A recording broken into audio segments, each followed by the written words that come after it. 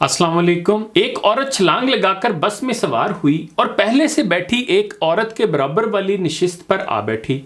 यकदम और जोर से बैठने से उसके पर्स ने साथ बैठी औरत को चोट पहुंचाई, लेकिन वो औरत खामोश रही। इस पर बस पर चढ़ने वाली औरत ने उससे सवाल किया कि तुम मेरे पर्स से चोट पहुंचने के बावजूद खामोश क्यों रही? वो औरत मुस्कुराई और गोया हुई कि एक मामूली सी चीज़ के लिए मुझे बरहम होने की कोई ज़रूरत नहीं थी, जबकि हमारा एक दूसरे के साथ सफ़र बहुत मुख्तसर है क्योंकि मैं अगले स्टॉप पर उतरने वाली हूँ। इस जवाब ने दूसरी औरत को बेचैन कर दिया। वो बहुत मुतासर हुई और उसने उस औरत से माफ़ी तलब की। हम में से हर शख्स को ये सोचना चाहिए कि दुनिया में हमारा वक्त बहुत मुख्तसर है। इस मुख्तसर वक्त को बेजा बहसो तकरार, हसद, कदूरत और दीगर रंजिशों से तारीक नहीं करना चाहिए, और ये खराब रवैये वक्त और तवानाई की बर्बादी का सबब भी बनते हैं। खुद को समझाते रहिए, क्या किसी ने आपकी दिल शिकनी की है? पुरसकून रहिए, सफ़र बहुत मुख्तसर है। क्या किसी ने आपको धोखा दिया, जलील किया है? रिलैक्स रहें, दबाव का शिकार ना हो, सफ़र बहुत मुख्तसर है। क्या किसी ने बिला सबब आपकी बेइज्जती की है? पुरसकून रहिए और नज़रअंदाज कीजिए, सफ़र बहुत मुख्तसर है।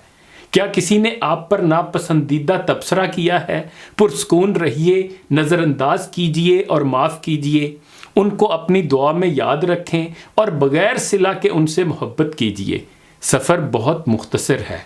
हर वो तकलीफ़ जो किसी दूसरे से आपको मिली, दर हकीकत वो उस वक्त ही तकलीफ़ बनती है जब आप उसके बारे में ज़्यादा सोचते हैं।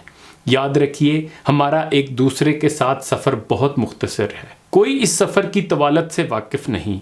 कल किसी ने नहीं देखा, कोई नहीं जानता कि वो अपने स्टॉप पर कब पहुंच जाएगा। हमारा सफ़र बहुत मुख्तसर है। अपने ख़ानदान और दोस्तों की तारीफ़ कीजिए, उनसे हंसी मजाक कीजिए, उनका एहतराम कीजिए, मोहब्बत करने वाले और दरगुजर करने वाले बने, क्योंकि सफ़र बहुत मुख्तसर है। मुस्कुराहटें बांटें, अपना सफ़र सब्र, हौसले, बर्दाश्त, मस्बत फ़िक्र अमल और इस्तिकामत से खूबसूरत बनाएं, क्योंकि हमारा सफ़र बहुत मुख्तसर है। हैदर अली जाफरी के इन अशार के साथ इजाज़त चाहूँगा।